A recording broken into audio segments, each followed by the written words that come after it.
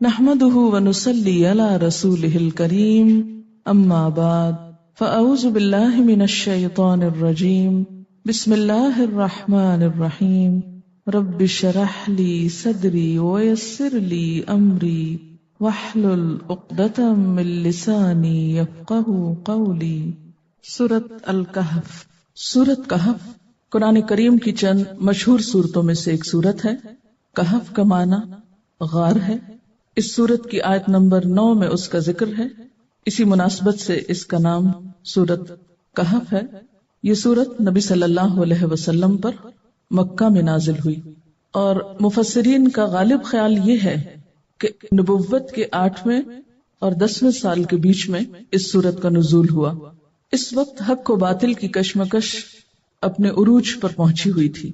ان حالات میں ایک طرف نبی صلی اللہ علیہ وسلم کو تسلی دی گئی اور دوسری طرف آئندہ پیش آنے والے واقعات کی کچھ نشاندہی بھی کی گئی۔ اس سورت کے 12 رکوع ہیں، 110 آیات ہیں اور 1570 کلمات ہیں۔ اس سورت میں کئی ایک واقعات بیان ہوئے ہیں۔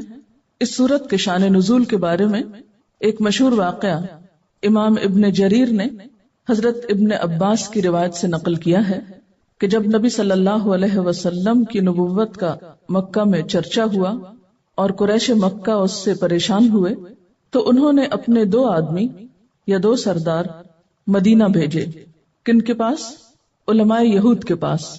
ان کے پاس اس لیے بھیجے کیونکہ وہ لوگ گزشتہ کتابوں کے بارے میں جانتے تھے، تورات اور انجیل کے عالم تھے۔ عام طور پر طریقہ یہ ہوتا ہے کہ جب انسان کو کوئی بات پتہ نہیں ہوتی تو جاننے والوں سے اس کے بارے میں معلوم کرتا ہے۔ اسی لیے وہ لوگ علماء یہود کے پاس گئے تاکہ آپ صلی اللہ علیہ وسلم اور آپ کی نبوت کے بارے میں ان سے کچھ معلوم کریں۔ جب وہ وہاں پہنچے تو انہوں نے کہا کہ تم لوگ ان سے 3 سوال کرو، اگر وہ شخص ان 3 سوالوں کا جواب درست دے دے تو سمجھ لو کہ وہ اللہ کا نبی ہے، اور اگر یہ جواب نہ دے سکے تو سمجھو کہ وہ شخص سچا نہیں اور رسول نہیں۔ پہلا سوال یہ تھا کہ ان نوجوانوں کا حال دریافت کرو جو قدیم زمانے میں اپنے شہر سے نکل گئے تھے کہ ان کا واقعہ کیا ہے، کیونکہ یہ ایک عجیب واقعہ تھا جس کے بارے میں اہل مکہ جانتے نہیں تھے۔ دوسرا، ان سے اس شخص کا حال پوچھو جس نے دنیا کی مشرق و مغرب اور تمام زمین کا سفر کیا کہ اس کا واقعہ کیا ہے، اشارہ تھا ذوالقرنین کی طرف۔ اور تیسرا سوال روح کے بارے میں کرو کہ روح کیا ہے۔ یہ دونوں قریشی مکہ مکرمہ واپس آئے اور اپنی برادری کے لوگوں سے کہا کہ ہم چند سوالات لے کر آئے ہیں اور اب ہم ان سے پوچھیں گے اور اس پر اس بات کا فیصلہ ہوگا کہ آپ کی نبوت کی حقیقت کیا ہے۔ وہ لوگ آپ کی خدمت میں حاضر ہوئے اور انہوں نے آپ سے یہ سوال کیے تو آپ نے جواب دیا کہ میں کل ان کے جوابات تم کو دے دوں گا، لیکن آپ انشاءاللہ کہنا بھول گئے۔ ہوا یہ کہ 15 دن تک وحی نازل نہ ہوئی۔ اتنے میں آپ کے مخالفین کو آپ کے خلاف بہت بہت باتیں کرنے کا موقع مل گیا، اور وہ اس بات پر خوش ہو رہے تھے جیسے دشمن کسی چیز پر خوش ہو سکتے ہیں کہ وہ اپنی دشمنی میں سچے ہیں کہ آپ ان کے جوابات نہیں دے پا رہے۔ دوسری طرف آپ صلی اللہ علیہ وسلم انتہائی مغموم تھے، بہت پریشان تھے، کیونکہ آپ کو یقین تھا کہ اللہ تعالی غیب سے آپ کی مدد فرمائے گا۔ بہرحال جب وحی نازل ہوئی تو 2 سوالوں کے جواب تفصیل سے دیے گئے اور روح کے بارے میں جواب تفصیل سے نہیں دیا گیا، اور ساتھ ہی اس بات کی آپ کو تلقین کر دی گئی کہ آئندہ جب آپ کسی سے وعدہ کریں تو اس وقت انشاءاللہ ضرور کہیں۔ تو یہ تھا اس سورت کا پس منظر۔ اس سورت میں چند سوالوں کے جواب ہمیں ملتے ہیں۔ اس سورت کی تلاوت کے بارے میں بہت سی روایات میں اس کی فضیلت اور برکت اور فائدہ بھی بتایا گیا ہے۔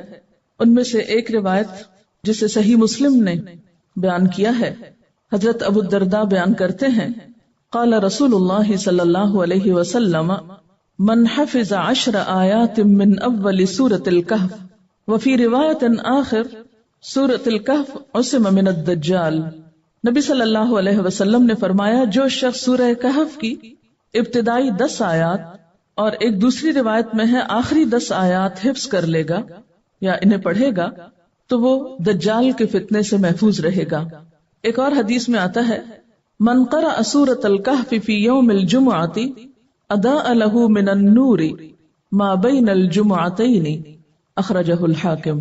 رسول اللہ صلی اللہ علیہ وسلم نے فرمایا جو شخص جمعے کے دن سورہ کہف کی قرات کر لے تو دوسرے جمعے تک اس کا دل نور سے منور رہے گا، یعنی اس کو ایک خاص نور نصیب ہوگا۔ اسی لیے ہم دیکھتے ہیں کہ جمعے کے دن اس کی تلاوت امت مسلمہ میں ایک عام طریقہ رہی ہے۔ اسی طرح ایک اور روایت میں آتا ہے حضرت عبداللہ بن عمر کی، قال رسول اللہ صلی اللہ علیہ وسلم من قرأ سورة الكهف في يوم الجمعة سطع له نور من تحت قدمه إلى عنان السماء يضيء له يوم القيامة وغفر له ما بين الجمعتين۔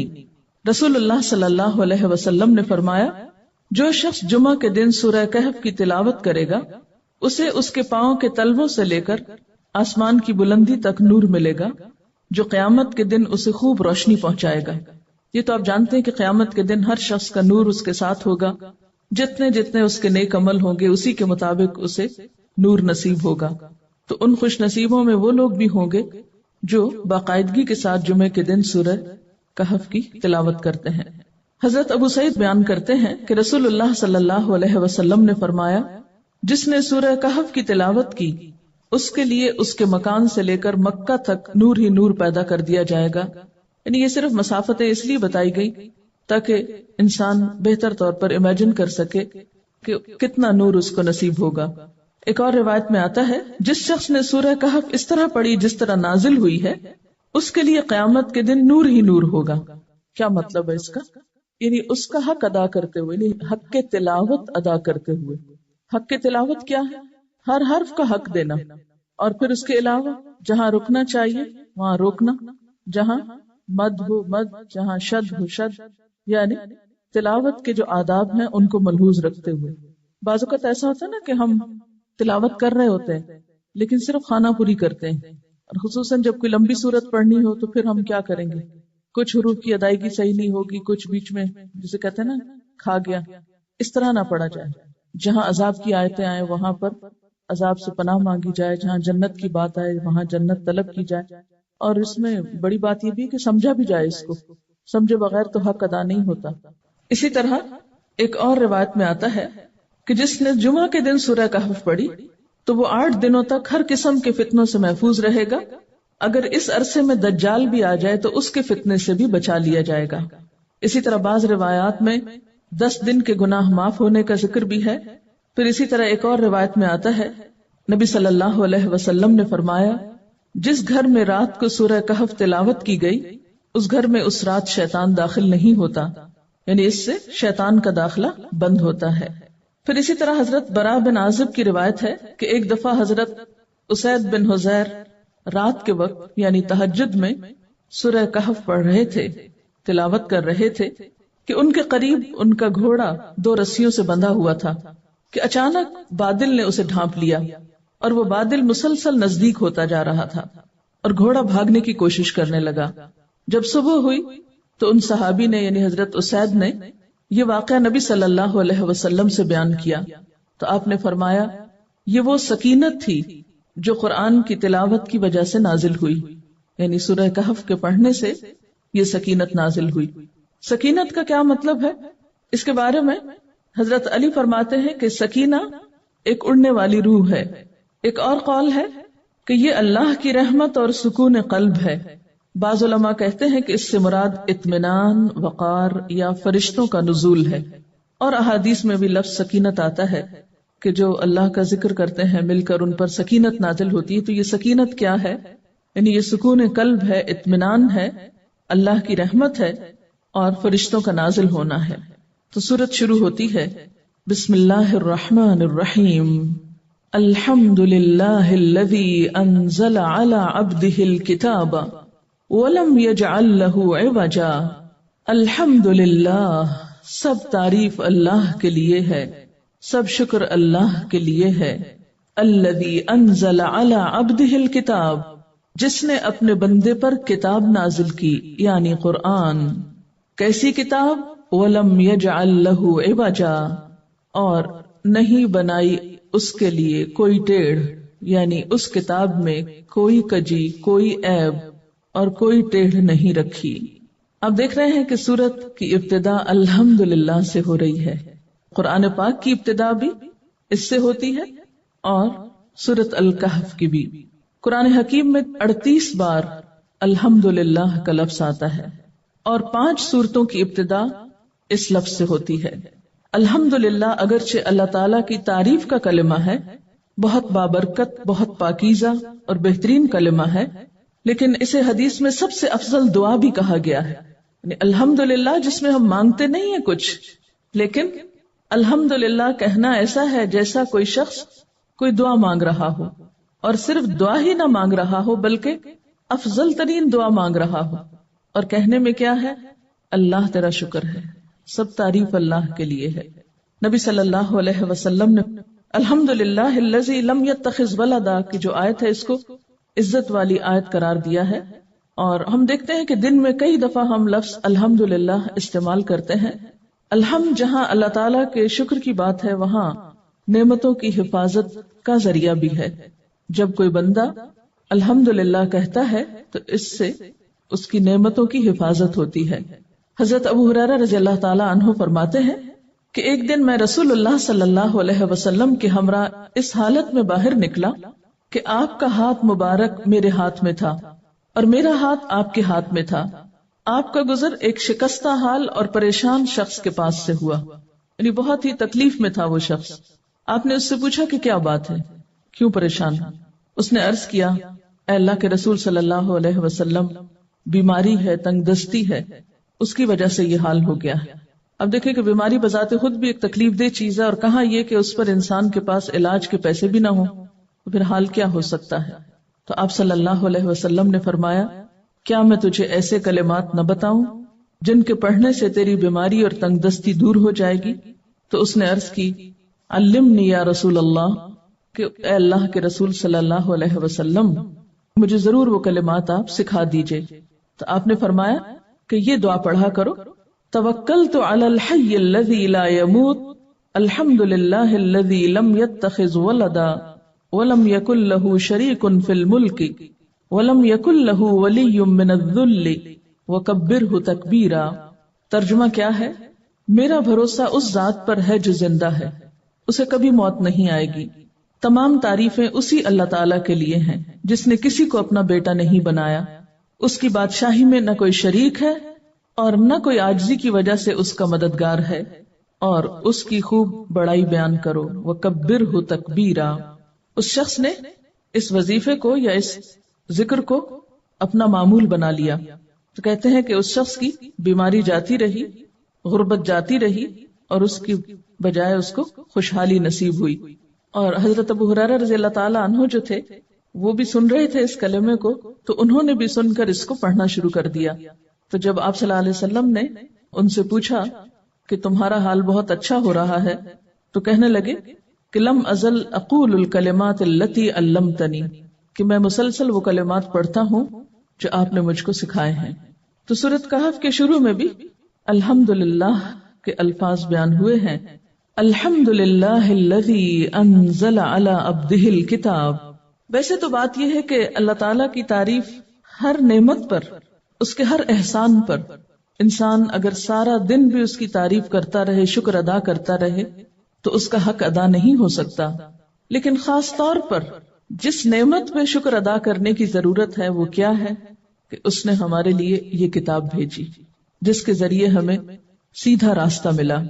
تو الحمدللہ الذی انزل علی عبدہ الکتاب، سب تعریف اللہ کے لیے ہے کہ جس نے اپنے بندے پر الکتاب نازل کی، اور کیسی ہے وہ کتاب؟ وَلَمْ يَجْعَلْ لَهُ عِوَجًا، کہ جس میں کوئی عیب نہیں، کوئی ٹیڑھ نہیں، جو کچھ ہے سب درست ہے، قیماً، درست کرنے والی ہے، سیدھی ہے۔ قیم کا لفظ جو ہے یہ فاعل ہے، اور درست کرنے والے کے لیے، یعنی جو کسی کا حال درست کر دے۔ عام زبان میں مینیجر کے لیے بھی یہ لفظ استعمال ہوتا ہے، یعنی جو تمام چیزوں کو مینیج کر کے کسی بھی ادارے کا یا کسی بھی آرگنائزیشن کا حال درست کرے تو اس کو بھی قیم بولتے ہیں، یعنی اس کو قائم رکھنے والا۔ جیسے کسی عمارت میں پلر ہوتے ہیں، تو اسی طرح قیم، قائم رکھنے والی، سیدھا کرنے والی، اور ایک معنی استقامت پر رکھنے والی. قیم کا معنی قائم ہے، لیکن مراد ہے مستقیمن، بندوں کی تمام مصلحتوں کی حفاظت کرنے والی.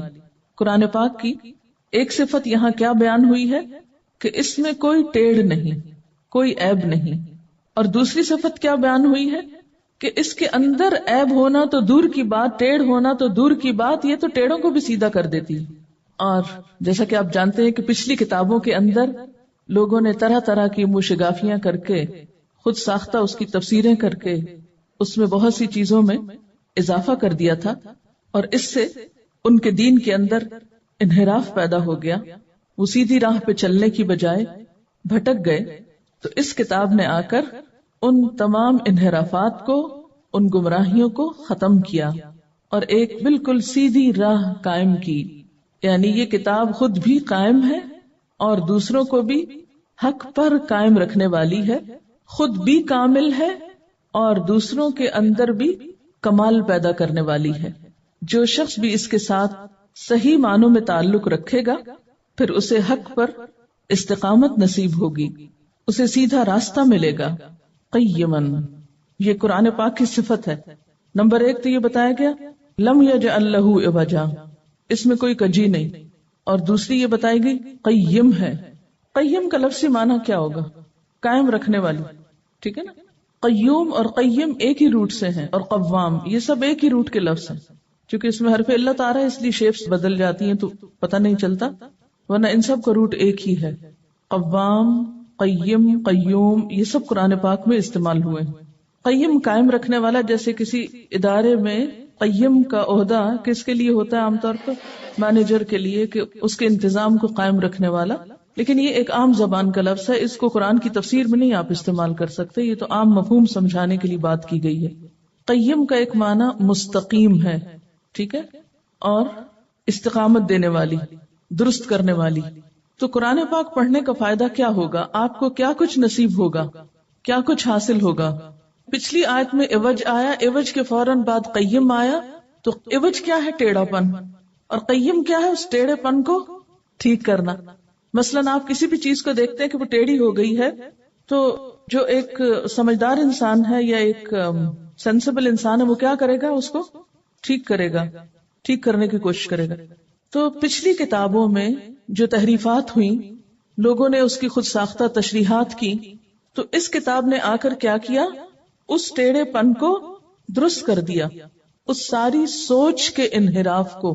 تو قیم کا مطلب کیا ہے کہ پچھلی کتابوں میں جو لوگوں نے تعویلات کی، خود ساختہ تشریحات کی، مفاہیم کو بدل دیا، اس میں انحرافات کیے، اس کتاب نے آ کر ان سب چیزوں کو درست کر دیا، سیدھا کر دیا. ایک تو یہ مفہوم ہے. دوسرا مفہوم کیا ہے؟ مستقیم کے معنوں میں، جیسے صراط مستقیم ہوتا ہے نا، استقامت کے معنوں میں، کہ یہ کتاب استقامت دینے والی ہے. مثلاً آپ اس کتاب کو تھام کر رکھ کے پڑھتے رہیں تو آپ کے لیے سیدھے رستے پہ چلنا کیا ہوگا؟ آسان ہوگا. اور اگر آپ اس کو چھوڑ دیں تو آپ میں بھی کجی آ جائے گی. قرآن پاک کی یہ صفت یہیں پر آئی ہے نا، کہیں اور نہیں آئی. خود بھی درست ہے، یعنی مستقیم ہے. قیم کا معنی جب مستقیم کریں گے تو اس کا مطلب ہے کہ یہ کتاب بالکل درست ہے. لم یجعل لہ عوجا قیما، اس میں کوئی ٹیڑھ نہیں، یعنی بالکل درست ہے. یہ معنی ایک تو بنا. اور دوسرا یہ ہے کہ جس انسان کے اندر کوئی کجی ہو، اس کی عادتوں میں، اخلاق میں، اس کو بھی یہ سیدھا کرنے والی. گویا دوسرے لفظوں میں خود بھی کامل ہے اور دوسروں کے اندر کمال پیدا کرنے والی ہے. میں اس کو کس طرح لیتی ہوں اور کس لیے آئی ہے یہ کتاب؟ لِيُنذِرَ بَأْسًا شَدِيدًا، تاکہ خبردار کرے سخت سزا سے. لِيُنذِرَ، تاکہ وہ خبردار کرے. وہ کون؟ اس سے ایک مراد تو اللہ تعالیٰ ہے کہ جس نے کتاب بھیجی، اس نے یہ کتاب اس لیے بھیجی کہ اس کتاب کے ذریعے لوگوں کو خبردار کرے. یا دوسرا معنی وہ سے مراد رسول اللہ صلی اللہ علیہ وسلم ہے کہ وہ خبردار کریں اس کتاب کے ذریعے، کیونکہ آپ پر کتاب نازل ہوئی. اس میں آپ دیکھیں نا، پچھلی آیت میں دونوں کا ذکر ہے. اللہ تعالیٰ کا ذکر بھی ہے کہ جس نے کتاب نازل کی، اور بندے کا ذکر بھی ہے، یعنی رسول اللہ صلی اللہ علیہ وسلم جن پر کتاب نازل ہوئی. تو کتاب کے بھیجنے کا مقصد خالق کے نزدیک کیا ہے؟ تاکہ بندوں کو سیدھے رستے پر قائم رکھا جائے. اور اس کے لیے رسول اللہ صلی اللہ علیہ وسلم کا ذکر اگر سمجھا جائے تو مراد یہ ہے کہ آپ نے لوگوں کو اس کتاب کے ذریعے ہدایت پر قائم رکھا. اور اس کے لیے خاص طور پر جو چیز سامنے رکھی وہ کیا تھی؟ بأسن شدیدن، کہ ادھر ادھر جانے والوں کو، راستہ چھوڑنے والوں کو، بگڑنے والوں کو برے انجام سے خبردار کرے. من لدنہ، اس کی طرف سے. کس کی طرف سے؟ یعنی اللہ تعالی کی طرف سے. وَيُبَشِّرَ الْمُؤْمِنِينَ، اور صرف سزا ہی نہیں، اس کے ساتھ ساتھ خوشخبری بھی. کس کے لیے؟ مان جانے والوں کے لیے. الَّذِينَ يَعْمَلُونَ الصَّالِحَاتِ، وہ جو صرف ایمان کا دعویٰ نہیں کرتے بلکہ اس کے ساتھ ساتھ اچھے عمل کرنے والے بھی ہیں. أَنَّ لَهُمْ أَجْرًا حَسَنًا، کہ بے شک ان کے لیے اچھا اجر ہے، بہترین اجر ہے. نہ ماننے والوں کے لیے بأسن شدیدن ہے، اور مان جانے والوں کے لیے اجرن حسنن ہے. ایک طرف خوف دلایا گیا اور دوسری طرف خوشخبری دی گئی. ماکثین فیہ ابداً، رہنے والے ہیں اس میں ہمیشہ ہمیشہ. یعنی آخرت کے ایسے انجام سے دوچار ہوں گے جہاں کا اچھا انجام بھی ہمیشہ کے لیے ہے اور برا انجام بھی ہمیشہ کے لیے. وَيُنذِرَ الَّذِينَ، اور ڈرائے ان لوگوں کو قَالُوا اتَّخَذَ اللَّهُ وَلَدًا، جنہوں نے کہا کہ اللہ نے بیٹا بنا لیا. تو گویا ایک طرف یہ کتاب تمام انسانیت کو خبردار کرنے والی ہے، اور دوسری طرف خصوصی طور پر ان لوگوں کو جو شرک کرتے ہیں، اور شرک کرنے والوں میں جو اللہ تعالی کے برابر اس کے لیے اس کی اولاد ٹھہراتے ہیں. اللہ تعالیٰ کی اولاد قرار دینے والے خاص طور پر 3 فرقے ہیں. نمبر 1 عیسائی، جنہوں نے عیسیٰ علیہ السلام کو اللہ کا بیٹا بنا لیا. نمبر 2 مشرکین مکہ، جنہوں نے فرشتوں کو اللہ کی بیٹیاں قرار دیا، کیونکہ ولد کا لفظ جو ہے یہاں نکرہ ہے اور اسم جنس کے طور پر استعمال ہوا ہے، جس میں بیٹا بیٹی سب شامل ہو سکتے ہیں، یعنی چائلڈ کے معنوں میں ہے. اور تیسرے نمبر پر یہود، جو سیدنا عزیر علیہ السلام کو اللہ کا بیٹا کہتے تھے. اور اس کے علاوہ اگر دنیا میں کوئی اور بھی اس نظریے کا حامل ہو تو ان سب کے لیے بھی یہ کتاب ہدایت بخشنے والی ہے، انہیں خبردار کرنے والی ہے کہ جو ایسی سوچ رکھتے ہوں. دنیا میں انسان کے لیے اس سے بڑی گمراہی اور کوئی نہیں کہ وہ اللہ کو چھوڑ کر کسی اور کو اپنا سہارا بنائے. اور اس کی ایک بدترین شکل کیا ہے کہ اللہ تعالیٰ کے لیے اولاد تجویز کرے. فرمایا ما لہم بہ من علم، ان کے لیے اس کا کوئی علم نہیں، ان کے پاس اس بارے میں کوئی بھی علم نہیں. یہ بات وہ بغیر علم کے کہہ رہے ہیں، لا علمی میں کہہ رہے ہیں، کیونکہ بہت سے لوگ ایسے عقائد محض سنی سنائی بات پہ اختیار کیے ہوئے، ان کے پاس کوئی دلیل نہیں ہے اس کی. کسی آسمانی کتاب میں انہوں نے ایسی کوئی بات نہیں پڑھی، اللہ تعالیٰ کی طرف سے آئی ہوئی ایسی کوئی چیز نہیں تھی کہ جس میں یہ کہا گیا ہو. اور عموماً کیوں وہ کہتے ہیں ایسا؟ صرف اپنے آباء و اجداد سے سن کر. اسی لیے فرمایا وَلَا لِآبَائِهِمْ، نہ تو ان کے پاس علم ہے اور نہ ہی ان کے آباء و اجداد کے پاس. اور یہ بات کچھ معمولی نہیں. کبرت کلمۃ تخرج من افواہہم، بہت بڑی بات ہے جو ان کے منہ سے نکلتی ہے. اللہ کا بیٹا کسی کو قرار دینا کوئی چھوٹی بات نہیں، ایک جھوٹ ہے. اور جھوٹ بھی کیسا کہ بہت بڑا جھوٹ. سورۃ مریم میں آتا ہے وَقَالُوا اتَّخَذَ الرَّحْمَنُ وَلَدًا، اور یہ کہتے ہیں کہ رحمان نے بیٹا بنا لیا. لَقَدْ جِئْتُمْ شَيْئًا إِدًّا تَكَادُ السَّمَاوَاتُ يَتَفَطَّرْنَ مِنْهُ وَتَنشَقُّ الْأَرْضُ وَتَخِرُّ الْجِبَالُ هَدًّا أَن دَعُوا لِلرَّحْمَنِ وَلَدًا. وہ کہتے ہیں کہ رحمان نے کسی کو بیٹا بنایا ہے. سخت بےہودہ بات ہے جو تم لوگ گھڑ لائے ہو. قریب ہے کہ آسمان پھٹ پڑے، زمین شق ہو جائے، پہاڑ گر جائیں، اس بات پر کہ لوگوں نے رحمان کے لیے اولاد ہونے کا دعویٰ کیا ہے. یعنی اللہ تعالیٰ کے غضب کو بھڑکانے والی اس سے بڑی بات اور کوئی نہیں ہو سکتی کہ کسی کو اس کا بیٹا قرار دیا جائے. کبرت کلمۃ تخرج من افواہہم ان یقولون الا کذبا، یہ لوگ محض جھوٹ بولتے ہیں، یہ محض جھوٹی بات کہہ رہے ہیں. فلعلک باخع نفسک علی آثارہم ان لم یؤمنوا بہذا الحدیث اسفا، شاید کہ آپ ان کے پیچھے غم کے مارے اپنی جان کھو دینے والے ہیں اگر یہ اس تعلیم پر ایمان نہ لائے۔ نبی صلی اللہ علیہ وسلم اس بات کے لیے بہت حریص تھے کہ لوگ کسی طرح حق کو قبول کر لیں، لیکن لوگ تھے کہ آپ کی بات سننے کو تیار نہیں تھے۔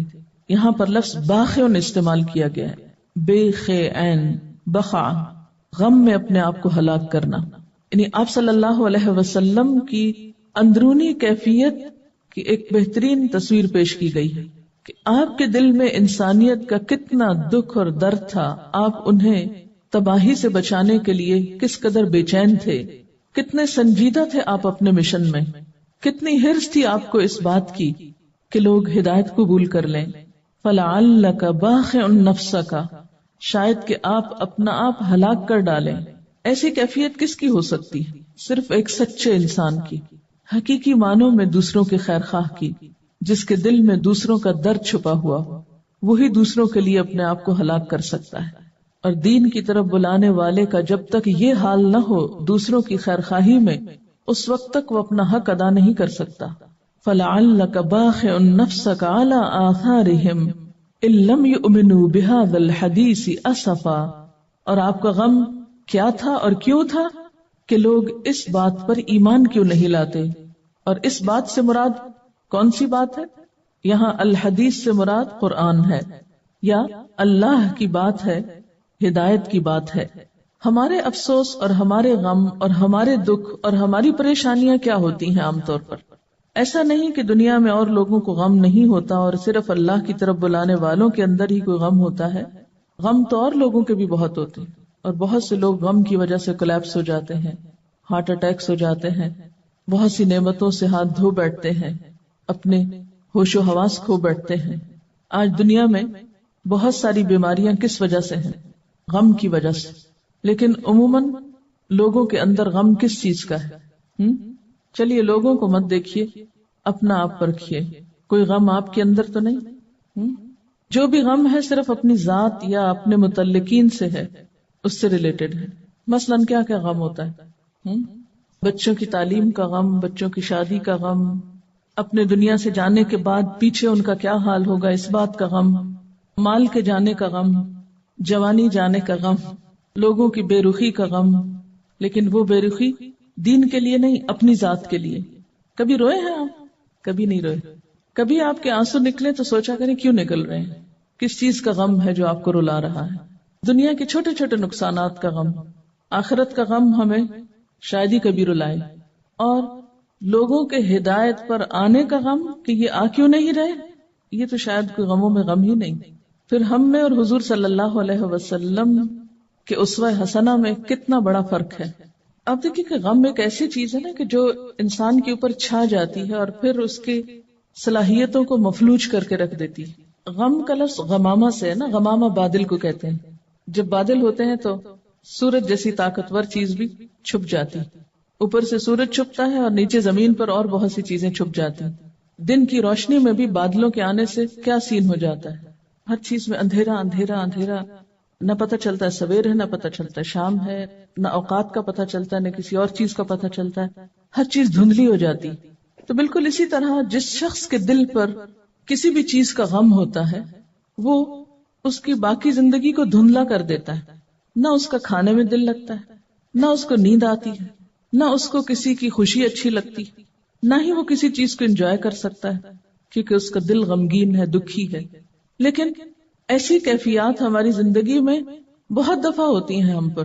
اگر آپ اپنی پچھلی زندگی کے ایسے تمام واقعات کو سوچیں اور ان کی ایک فہرست بنائیں کہ کن کن مواقع پر غم مجھ پر چھا گیا، تو آپ دیکھیں گے کہ وہ غم جو نبی صلی اللہ علیہ وسلم کو لاحق تھا اور اتنا شدید تھا کہ آپ کی جان جانے کا خطرہ تھا، یعنی غم بعضوں کا جان لے لیتا ہے، تو وہ غم کچھ اور تھا اور ہمارے غم کچھ اور ہوتے ہیں۔ دنیا کے چھوٹے چھوٹے غم اسی وقت جاتے ہیں جب انسان کو یہ بڑا غم لگ جاتا ہے، تو چھوٹی چھوٹی چیزوں کا غم غم نہیں رہتا۔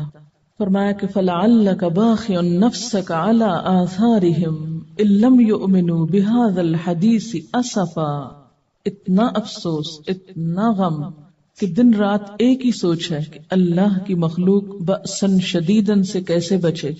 ہم بھی بہت اللہ کے دین کو پھیلانے کے دعوے کرتے ہیں اور بہت سی باتیں کرتے ہیں، لیکن کیا ہمارے دل میں بھی لوگوں کا غم اتنا ہے، لوگوں کی خیر خواہی ایسی ہے کہ ان کے غم ہم پال لیں؟ ان کا بھٹکنا، ان کا راہ ہدایت سے دور جانا ہمیں پریشان کرتا ہو؟ سوچئے کہ ہمارے لیے خوشی کے مواقع کون سے ہوتے ہیں اور غم کے مواقع کون سے ہوتے ہیں۔ باقی ان کا کیا معنی ہے؟ غم میں ہلاک کرنا، دوسروں کے پیچھے خود کو ہلاک کرنا، اور یہاں کیا مراد ہے کہ دوسروں کے غم میں آپ اپنے آپ کو ہلاک کر دینے والے ہیں۔ یوں لگتا ہے کہ دوسروں کے غم میں آپ خود کو گھلا دیں گے، خود کو ہلاک کر ڈالیں گے، اور وجہ کیا ہے اس غم کی؟ ان لم یؤمنوا بهذا الحدیث اسفا، سخت قسم کا افسوس اس بات پر کہ لوگ اس کتاب کو مانتے کیوں نہیں۔ آج بھی آپ دیکھیں کہ بہت سے لوگ اس کتاب پر زبان سے تو ایمان رکھتے ہیں، لیکن حقیقت میں تو اس کے احکامات نہیں مان رہے، بلکہ سراسر کھلم کھلا خلاف ورزی کر رہے ہوتے ہیں اپنی عملی زندگی میں اس کتاب کی۔ ان سب کو دیکھ کر ہمارے دل میں کیا آتا ہے؟ نفرت یا غم، دکھ، کیا چیز آتی ہے؟ ہمارے احساسات کیا ہوتے ہیں؟ یہ اس کیفیت کا ذکر ہے جو دوسروں کے غلط کاریوں پر ایک اللہ کی طرف بلانے والے کے دل میں پیدا ہوتی ہے۔ ہم بھی قرآن پڑھ رہے ہیں نا، اور ہمارے سامنے بھی حقیقتیں واضح ہو رہی ہیں، اور ہمیں پتہ چل رہا ہے اچھا کیا ہے، برا کیا ہے، اور ہمیں بھی اس بات کا شوق آ رہا ہے کہ ہم اس وراثت کا حق ادا کریں جو انبیاء کا ورثہ ہے، کہ خیر کی بات آگے لوگوں تک پہنچائیں۔ تو جب ہمیں کوئی اچھی بات پتہ چل جاتی ہے اور ہم اس پر شوق سے عمل بھی کرنے لگتے ہیں، اور ہم دیکھتے ہیں کہ ہمارے آس پاس لوگ وہ نہیں کر رہے، تو انہیں دیکھ کر ہمارا طرز عمل کیا ہوتا ہے، ہمارے احساسات کیا ہوتے ہیں اور کیا ہونے چاہیے۔ مثلا نمبر 1 کہ ان کا بنے گا کیا، ان کا بنے گا کیا۔ ظاہر ہے غلط کام کر رہے ہیں تو غلط ہی نتیجہ نکلے گا نا۔ یہ تو نہیں ہو سکتا کہ کوئی شخص چغلی کر رہا ہو، غیبت کر رہا ہو، دوسروں کے ساتھ بدزبانی کر رہا ہو اور وہ اس کے بدلے میں جنت میں چلا جائے، یہ تو نہیں ہو سکتا نا۔ جب آپ دیکھتے ہیں کہ کوئی شخص انتہائی غلط کام کر رہا ہے کسی بھی قسم کا، بدزبانی کے علاوہ، کیونکہ بدزبانی نظر آ جاتی ہے نا، کہیں غلط کام نظر نہیں آتے، اس لیے میں نے اس کی مثال دی، تو ہمیں دیکھ کر کیا محسوس ہوتا ہے؟ کیا افسوس ہوتا ہے، اسفا، یا نفرت ہوتی ہے کہ کتنے خراب لوگ ہیں، کتنے گمراہ لوگ ہیں، یا خوش ہوتے ہیں اچھا ہے جائیں جائیں جہنم میں، ہم اکیلے ہی جنت میں جائیں گے، یا یہ کہ اپنی نیکی بہت کھل کے نظر آنے لگتی ہے کہ شکر ہے ہم تو بڑے نیک ہیں، اور دوسروں کو آپ لک ڈاؤن کرنے لگتے ہیں، حقارت کے جذبات ہوتے ہیں، یا یہ کہ غصہ آتا ہے۔ یعنی میرا سوال آپ سے یہ ہے، لکھیے، سوال یہ ہے کہ کسی کو غلط کام کرتے دیکھ کر میری کیفیت کیا ہوتی ہے، میرے جذبات کیا ہوتے ہیں، میرے احساسات کیا ہوتے ہیں؟ نفرت کے، غصے کے، حقارت کے، افسوس کے، خیر خواہی کے؟ ان میں سے ٹھیک پر نشان لگائیے اور باقیوں کو کراس کر دیجیے، کیونکہ یہاں پر آ رہا ہے نا کہ علی آثارہم، ان کے آثار پر، مراد اس سے ہے ان کی روش پر یا ان کے پیچھے۔ آثار اثر کی جمع ہے نا، نشان کو کہتے ہیں، یعنی جو کچھ ان کے کاموں کا نشان لگ رہا ہے، یا جو کچھ ان کے عمل کے اثرات معاشرے پر مرتب ہو رہے ہیں، کہ آپ کہیں جا رہے ہیں اور کسی کو آپ نے غلط کام کرتے ہوئے دیکھا، مثلا کوئی کوڑا پھینک رہا ہے گلی میں، دوسروں کے لیے اذیت ہے بہت، آپ صلی اللہ علیہ وسلم نے رستوں میں کوڑا پھینکنے والوں کے اوپر لعنت فرمائی ہے۔ اب اس میں یہ ہے کہ ابتدا میں جب آپ کسی کو دیکھتے ہیں کہ غلط کام کرتے ہوئے، تو آپ کو پریشانی ہوتی ہے کہ یہ غلط ہو رہا ہے، پھر ہمدردی بھی آتی ہے، لیکن نبی صلی اللہ علیہ وسلم صرف پریشان نہیں ہوتے تھے، صرف ان کو ہمدردی نہیں ہوتی تھی، ان کا مقام کیا تھا کہ وہ تڑپتے تھے، دوسروں کے غلط کاموں پر، دوسروں کے گناہوں پر تڑپتے تھے۔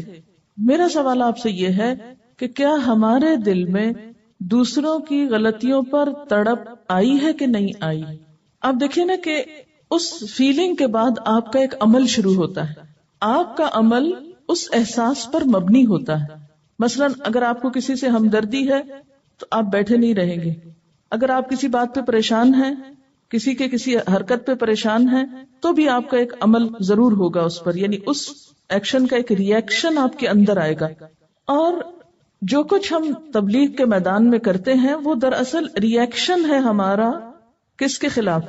معاشرے کی خرابیوں کے خلاف۔ یعنی تبلیغ اور اصلاح کا کام جو ہے، یا دین کی تعلیم کا کام، دراصل ایک ری ایکشن ہے یعنی مجھ سے بہت سے لوگ پوچھتے رہتے ہیں کہ آپ کو کیسے خیال آیا یہ سب کچھ کرنے کا، آپ نے یہ کیسے شروع کیا، کیوں شروع کیا؟ تو میں یہی کہتی ہوں کہ میں اپنے آس پاس جو کچھ دیکھتی تھی وہ مجھے پریشان کرتا تھا، تو مجھے اس کا کوئی حل نظر نہیں آتا تھا سوائے اس کے کہ قوم کو ایک اویئرنیس دی جائے۔ اب آپ دیکھیں کہ کسی بھی چیز کا کوئی ریئیکشن کس درجے کا ہوگا، کم یا زیادہ۔ ہمدردی کا ریئیکشن کچھ اور ہوگا، پریشانی کا اور ہوگا، نفرت کا کچھ اور ہوگا، غصے کا کچھ اور ہوگا، اور تڑپنے کا کچھ اور ہوگا۔ جس چیز پہ آپ تڑپ کے رہ جاتے ہیں اس پر آپ کا ریئیکشن کچھ اور ہوتا ہے۔ آپ صلی اللہ علیہ وسلم کے اندر یہ تڑپ اس لیے تھی کہ آپ آخرت کو اپنی آنکھوں سے دیکھ رہے تھے نا، ایک طرح سے یقین بہت پختہ تھا۔ جنت دوزخ آپ کو دکھائی بھی گئی تھی، جبریل آپ کے سامنے آتے تھے، جو کچھ آپ دیکھ رہے تھے اس پر 100% یقین تھا۔ ہم بہت کچھ جانتے لیکن ہمارا یقین کچھ نہیں ہے۔ یعنی عام طور پر یہ ہوتا ہے کہ جب ہم تڑپتے بھی ہیں تو خود ہی اس پر کو مرہم رکھ لیتے ہیں اور اس تڑپ کو کم کرنے کی کوشش کر کے تو کہتے ہیں اب کیا کر سکتے ہیں، تعویلیں کر لیتے ہیں نا تڑپ کی بھی۔ بعض اوقات ایٹ ٹائمز تڑپ پیدا ہوتی لیکن تعویلیں کر لیتے ہیں، مجبوریاں ہیں، کیا کریں، بس اللہ مالک غفور رحیم ہے، سب کا ٹھیک ہو جائے گا۔ لیکن ہماری وہ تڑپ کسی پازیٹیو ایکٹیویٹی میں نہیں بدلتی۔ نتیجہ کیا ہوتا ہے کہ ہم جہاں کھڑے ہیں وہیں رہ جاتے ہیں۔ عموماً یہ ہوتا ہے کہ جب ہم کسی میں خرابی دیکھتے ہیں تو کرٹیسائز کرنا اپنا فرض سمجھتے ہیں، یہ اتنے باغی ہیں، سرکش ہیں، یہ خرابی وہ خرابی، لیکن اس سے آگے ہماری کوئی صلاحیت کام نہیں کرتی کہ پھر ہمیں کرنا کیا ہے۔ اس طرف نہیں ہماری سوچ کا رخ موڑتا کہ ہمیں پھر کرنا کیا ہے۔ اللہ کا باقی ان کی بات ہوئی کہ اپنی عملی زندگی میں ہم اس معاملے میں کس طرح کوتاہی کا شکار ہیں۔ داعی دین ہونے کے ناطے خصوصاً اور امت مسلمہ کا فرد ہونے کی حیثیت سے بالعموم ہمیں اپنے اندر پیغمبرانہ صفت فلا اللہ کا باقی النفس کا پیدا کرنے کی ضرورت ہے۔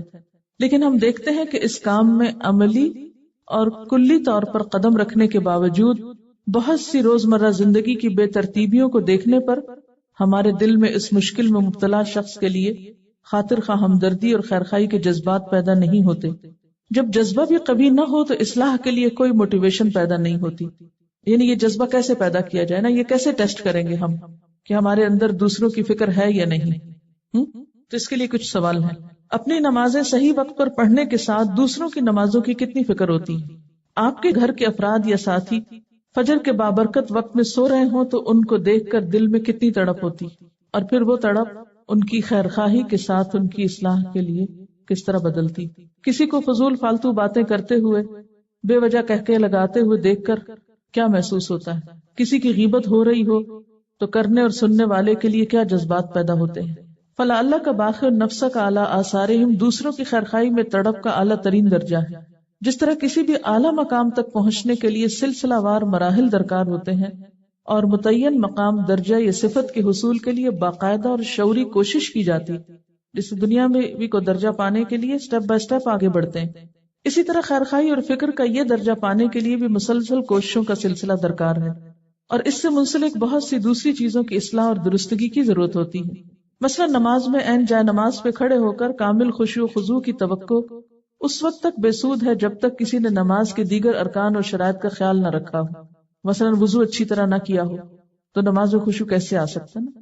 بالفرض اگر کسی نے نماز کے سب تقاضے تو پورے کر لیے لیکن دل میں اس ہستی کی عظمت و جلال کا احساس نہیں کیا جس کے حضور وہ حاضر ہونے جا رہا ہے، اس کا دل دنیا ہی کی فکروں میں ہے، یا نماز شروع ہونے تک غفلت کی کیفیت ہے اور ہنسی مذاق ہو رہا ہے، تو بھی مطلوبہ چیز حاصل نہیں ہو سکتی، وہ معراج نصیب نہیں ہو سکتی۔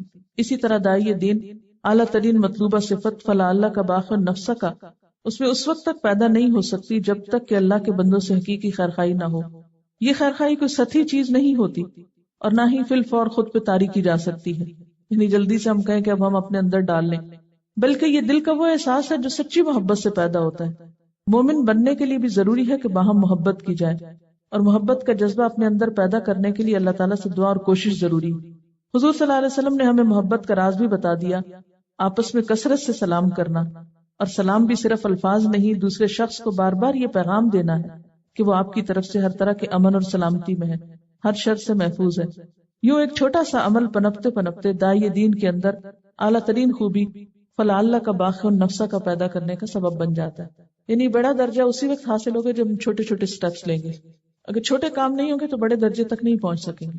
اس بات کے فوراً بعد فرمایا انا جعلنا ما علی الارض زینۃ لها لنبلوہم ایہم احسن عملا، بے شک ہم نے جو کچھ زمین پر ہے اسے زمین کی زیبائش بنا دیا، یعنی جو بھی نباتات ہیں، حیوانات ہیں، پہاڑ ہیں، معدنیات ہیں، انسان ہیں، جن کی وجہ سے زمین پر ایک خاص حسن ہے، خوبصورتی ہے، یہ سب کچھ کیا ہے؟ دراصل زمین کی رونق۔ یہ سب ہم نے کیوں بنایا؟ لنبلوہم، کہ ہم ان کی آزمائش کریں۔ کس بات کی آزمائش؟ ایہم احسن عملا، کہ ان میں سے اچھے کام کون کرتا ہے، ان میں اچھے عمل کس کے ہیں۔ اب آپ دیکھیے کہ ایک طرف پیغمبر کا غم ہے اور ایک طرف عام لوگوں کے غم ہے۔ عام لوگوں کے غم دنیا کی رونقوں سے متعلق ہوتے ہیں، دنیا کی زینت اور دنیا میں پائی جانے والی چیزوں سے متعلق ہوتے ہیں۔ فرمایا کہ یہ چیزیں غم کرنے کے لیے نہیں تھی، یہ سب تو دنیا کی رونق تھی۔ یہ مختلف زمینیں، یہ مختلف علاقے، یہ مختلف خوبصورت چیزیں، یہ سب کیا ہے؟ دنیا کا ایک وقتی حسن ہے۔ انسان کے لیے یہ نعمتیں پیدا کی گئی ہیں تاکہ انسان ان کو استعمال کرے، نہ کہ ان کے غم میں اپنے آپ کو گھلا دے اور اپنے آپ کو استعمال کر لے۔ انسان ان چیزوں کا غم پالنے کے لیے نہیں آیا، وہ تو ایک امتحان کے لیے بھیجا گیا ہے۔ لنبلوہم ایہم احسن عملا، کہ ہم ان کو آزما کر دیکھیں کہ ان میں اچھے کام کون کرتا ہے۔ وَإِنَّا لَجَاعِلُونَ مَا عَلَيْهَا صَعِيدًا جُرُزًا، اور بے شک ہم البتہ بنانے والے ہیں جو بھی اس پر ہے، یعنی زمین کے اوپر جو کچھ ہے اس سب کو کر دینے والے ہیں کیا؟ صعیداً جرزا۔ صعید کہتے ہیں زمین کو، مٹی کو، اور جرزا بالکل ہموار، بنجر کے معنوں میں بھی آتا ہے، کیونکہ جرزن کہتے ہیں کاٹ دینے کو۔ وہ زمین جس پر سے گھاس، درخت، ہر چیز کاٹ کر رکھ دی گئی ہو، بالکل میدان اس کو بنا دیا گیا ہو۔ یعنی یہ دنیا اور اس کی بہار محض وقتی رونق کی چیزیں ہیں، یہ سب کچھ فانی ہے۔ بہت جلد وہ وقت آنے والا ہے کہ جب اس زمین پر اس میں سے کچھ بھی نہ ہوگا، نہ یہ باغات ہوں گے، نہ یہ انسان ہوں گے، نہ یہ مال مویشی ہوں گے، نہ یہ تمہارے گھر ہوں گے، کچھ بھی تو نہیں رہے گا، یہ سب کچھ ختم کر دیا جائے گا۔ کل من علیہا فان ویبقى وجہ ربک ذو الجلال والاکرام، جو کچھ اس پر ہے سب فنا ہونے والا ہے اور باقی رہے گی تیرے رب کی ذات جو ذو الجلال والاکرام ہے۔ یہ تو تھی سورت کی تمہید اور سورت کا ابتدائیہ۔ اس کے بعد وہ واقعات شروع ہوتے ہیں جن کے بارے میں آپ صلی اللہ علیہ وسلم سے سوال کیا گیا تھا۔ پہلا واقعہ اصحاب کہف کے بارے میں ہے۔ ام حسبت ان اصحاب الکہف والرقیم کانوا من آیاتنا عجبا، کیا آپ سمجھتے ہیں کہ اصحاب الکہف اور رقیم ہماری عجیب نشانیوں میں سے تھے؟ کیونکہ جب آپ سے یہ سوال کیا گیا تھا اصحاب کہف کے بارے میں تو انہوں نے نبی صلی اللہ علیہ وسلم کے سامنے یہ سوال کیوں رکھا تھا کہ ان کے نزدیک ایک بہت بڑی بات تھی، ایک بہت عجیب واقعہ تھا، اور اس کے ذریعے وہ آپ کا ایک طرح سے امتحان لینا چاہ رہے تھے۔ اللہ تعالیٰ نے فرمایا کہ یہ کوئی بڑی بات نہیں، اس کے علاوہ بھی اللہ تعالیٰ کی بہت ساری نشانیاں زمین پر موجود ہیں، اور خاص طور پہ جسے پیچھے ذکر کیا گیا انا جعلنا ما علی الارض، جو بھی زمین پر ہے وہ سب نشانی ہے۔ کیا دن اور رات کا باری باری آنا نشانی نہیں؟ کیا مٹی کے اندر سے مختلف قسم کی شکلوں اور رنگوں کے پھولوں، پھلوں اور درختوں کا پیدا ہونا اللہ کی نشانی نہیں؟ زمین کا اس فضا میں معلق ہونے کے باوجود، گھومنے کے باوجود اس پر انسان کا اطمینان سے رہنا کیا ایک نشانی نہیں؟ یہ سب بھی نشانیاں ہیں۔ فرمایا ام حسبت ان اصحاب الکہف والرقیم، کیا تم سمجھتے ہو کہ اصحاب الکہف اور رقیم ہماری عجیب نشانیوں میں سے تھے؟ نہیں، کوئی بہت عجیب نہیں، اللہ کی تو ساری نشانیاں ہی عجیب ہیں۔ جو کوئی ان میں غور کرے اور ان کو پرکھے اس کے عجائبات ہر چیز میں نظر آتے ہیں۔ اب یہاں پر آپ دیکھ رہے ہیں کہ لفظ آ رہا ہے اصحاب الکہف، پھر آ رہا ہے والرقیم۔ سوال یہ پیدا ہوتا ہے کہ اصحاب الکہف اور اصحاب الرقیم کیا یہ دو مختلف لوگ تھے یا ایک ہی گروہ کی طرف اشارہ ہے؟ ان دونوں لفظوں میں کیا ایک ہی خاص چیز کی طرف اشارہ ہے یا دو مختلف چیزوں کی طرف اشارہ ہے؟ اس کے بارے میں علماء کا اختلاف ہوا ہے۔ بعض کے نزدیک یہ دونوں ایک ہی ہیں، اصحاب الکہف اور اصحاب الرقیم ایک ہی ہیں، اور بعض کے نزدیک اصحاب الکہف اور ہیں اور اصحاب الرقیم اور ہیں. جیسے کہ آپ جانتے ہیں کہ کہف کا معنی تو غار ہوتا ہے، اور وہ غار جو پہاڑ میں ہوتا ہے. لیکن رقیم کا کیا معنی ہے؟ رقیم کے مفہوم میں کئی قول پائے جاتے ہیں. رقیم کا ایک معنی یہ کیا گیا کہ یہ رقم سے مشتق ہے، رے قاف میم رقم. رقم کا معنی ہوتا ہے لکھنا.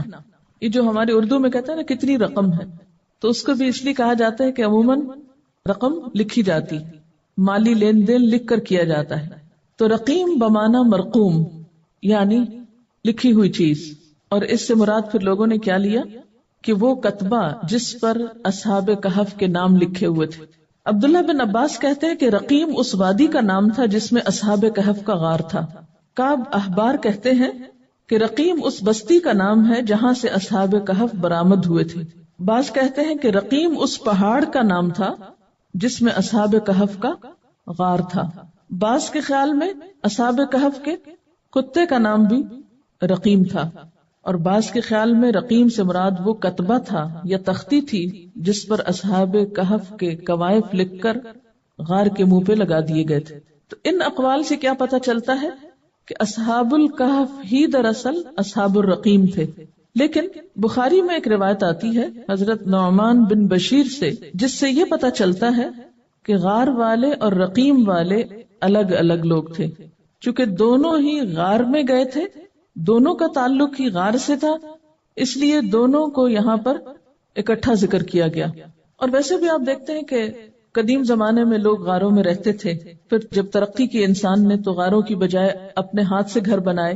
کئی ایک واقعات ایسے ملتے ہیں کہ جس میں لوگ، یہ واقعہ جس کا قرآن میں ذکر ہے یہ ایک نہیں، اس طرح کے کئی ایک واقعات تفسیر کی کتابوں میں روایت کیے گئے کہ بعد کے زمانے میں لوگوں نے جب اس بات کی تلاش شروع کی کہ وہ غار کہاں ہے اور وہ لوگ کون تھے، تو ایک نہیں کئی مقامات کے بارے میں یہ پتا چلا جس کی طرف یہ نسبت کی گئی کہ اس غار میں پائے جانے والے لوگ یا اس غار میں پائی جانے والی لاشیں دراصل ان لوگوں کی ہیں جن کا ذکر قرآن پاک میں کیا گیا ہے. لیکن حقیقت اللہ تعالیٰ ہی بہتر جانتا ہے. اگر یہ کہا جائے کہ اصحاب الرقیم مختلف تھے تو پھر وہ کون تھے؟ تو حضرت نعمان بن بشیر کی روایت میں جو اصحاب الرقیم کا معنی بتایا گیا ہے وہ ان 3 لوگوں کی طرف اشارہ ہے اس میں جو ایک غار میں بند ہو گئے تھے. طبرانی میں حضرت عقبہ بن عامر کی حدیث میں آتا ہے کہ وہ بنی اسرائیل میں سے تھے، اپنے اہل و عیال کے لیے روزی کمانے کی غرض سے گھر سے نکلے اور راستے میں شدید بارش ہوئی تو انہوں نے غار میں پناہ لی. اتنے میں ایک پتھر لڑھک کر اوپر سے آیا اور غار کا منہ بند ہو گیا. تو انہوں نے باہر نکلنے کے لیے اللہ تعالیٰ سے دعا کی اور اپنی اپنی نیکیوں کا واسطہ یا وسیلہ دیا، جس کے نتیجے میں ان کی دعا قبول ہوئی اور وہ پتھر اللہ کے حکم سے ہٹ گیا. تو یہ واقعہ بھی ایک بہت عجیب و غریب واقعہ تھا، اللہ کی نشانیوں میں سے ایک نشانی تھا. تو اس لیے یہ بات کہی گئی ہے کہ تم اصحاب الکہف کی بات کرتے ہو، اصحاب الرقیم کا واقعہ بھی اللہ کی نشانیوں میں سے ایک تھا، اگر یہ دوسرا معنی لیا جائے. بات سمجھ میں آئی؟ کیا اصحاب الکہف اور الرقیم ایک ہی لوگ ہیں؟ ان دونوں میں ایک ہی گروہ کی طرف اشارہ ہے، یہ 2 مختلف ہیں؟ اس کی 2 تفسیریں کی گئی ہیں. ایک تو یہ کہ اصحاب الکہف اور رقیم دراصل ایک ہی گروہ ہے، اور دوسرے میں دونوں مختلف ہیں. اصحاب الکہف تو وہ ہیں جن کے مخصوص واقعے کی نسبت سے یہ سورت کا نام بھی کہف ہے، اور الرقیم سے مراد وہ 3 لوگ ہیں جو غار میں پھنس گئے تھے، جنہوں نے اللہ تعالیٰ سے خاص دعا کی اور ان کی دعا سنی گئی. بہرحال یہاں پر اب اصحاب الکہف کا واقعہ بیان کیا جا رہا ہے. اگر دوسری تفسیر لی جائے تو اصحاب الرقیم کا نہیں. کیا واقعہ ہے اصحاب الکہف کا؟ اذ اول فتیۃ الی الکہف، جب ٹھکانہ پکڑا، جب پناہ لی چند نوجوانوں نے. کہاں؟ الی الکہف، غار کی طرف. یہ چند نوجوان کون تھے اور انہوں نے یہ ٹھکانہ کیوں پکڑا تھا؟ ان کے بارے میں آتا ہے کہ یہ دراصل اس واقعے کی تاریخی حیثیت کے بارے میں بھی بہت سی آراء پائی جاتی ہیں کہ یہ واقعہ کب وقوع پذیر ہوا، لیکن عموماً لوگوں نے اس کو بادشاہ دقیانوس کی طرف منسوب کیا ہے کہ اس کے دور میں یہ واقعہ پیش آیا، جو ایک رومی بادشاہ تھا. شاید اسی کی طرف نسبت کرتے ہوئے پرانی چیزوں کو دقیانوسی کہتے ہیں. کہتے ہیں کہ یہ بادشاہ بہت متعصب تھا، اپنے مذہب پہ بہت سختی سے کاربند تھا اور لوگوں کو بھی اسی مذہب پر قائم رکھنا چاہتا تھا. اور جس کسی کے بارے میں اس کو یہ پتا چلتا کہ وہ بادشاہ کا دین چھوڑ کر کوئی اور دین اختیار کر رہا ہے، اس کی وہ جان کے پیچھے پڑ جاتا، پکڑ دھکڑ کرتا، ان کو سزائیں دیتا. تو اس نے ملک میں ہر طرف جاسوس پھیلا رکھے تھے کہ جو اس کو آ کر خبر دیتے کہ کون اس کے دین سے انحراف کر رہا ہے. تو ہوا یہ کہ چند لوگوں نے بادشاہ کے دین کو، جو کہ شرک کا دین تھا یا ایک مشرکانہ طریقہ زندگی تھا، اس کو چھوڑ کر توحید کا راستہ اختیار کیا. جو ہی بادشاہ کو خبر ہوئی تو اس نے ان لوگوں کو پکڑوایا، اپنے سامنے بلایا اور کافی نصیحت کی، دھمکیاں بھی دی اور پھر کچھ دن کے لیے مہلت دی. اب اسی کی طرف یہاں اشارہ ہے کہ اذ اول فتیۃ الی الکہف. اب ہوا یہ کہ بادشاہ کے دربار میں ان لوگوں نے اس کی بات ماننے کی بجائے توحید کی بات کو برسر عام پیش کیا. بادشاہ نے ان کو تھوڑی مہلت دی، لیکن ساتھ ہی کہا کہ اگر تم باز نہ آئے تو تمہیں ختم کر دیا جائے گا. تو انہوں نے کہا کہ ہم اپنا ایمان بھی بچانا چاہتے ہیں اور جان بھی بچانا چاہتے ہیں. تو اس لیے انہوں نے مل کر مشورہ یہ کیا کہ ہم سب ایک غار میں جا کے چھپ جاتے ہیں. کہا جاتا ہے کہ غار میں جب یہ پہنچے تو وہاں پر انہوں نے خوب رو رو کر اللہ تعالیٰ سے دعائیں کی، اور خاص طور پر یہ دعا جو قرآن نے یہاں پر ذکر کی ہے، فَقَالُوا رَبَّنَا آتِنَا مِن لَّدُنْكَ رَحْمَةً. یہ کہنے لگے اے ہمارے رب، ہمیں اپنے پاس سے رحمت عطا کر، وَهَيِّئْ لَنَا مِنْ أَمْرِنَا رَشَدًا، اور ہمارا معاملہ ہمارے لیے درست کر دے. ہیئ کا لفظ جو ہے یہ مہیا کرنا جو اردو میں آپ بولتے ہیں اسی سے ہے، اور رشدہ درستی، رہنمائی، کہ اللہ تو ہمارے معاملے میں ہمیں صحیح رہنمائی کر، ہماری اس مشکل میں تو ہمیں صحیح راستہ دکھا. اب دیکھیں کہ یہ دعا کتنی خوبصورت ہے نا. ایک شخص جو غم کے بوجھ تلے دبا ہوا ہے، جس کو کچھ سمجھ میں نہیں آ رہی کہ اسے آئندہ کیا کرنا چاہیے، ایسے موقع پر وہ کس چیز کی فریاد کرتا ہے؟ اللہ کی رحمت کی. وآخر دعوانا ان الحمد للہ رب العالمین. سبحانک اللہم وبحمدک نشہد ان لا الہ الا انت نستغفرک ونتوب الیک. والسلام علیکم ورحمۃ اللہ وبرکاتہ.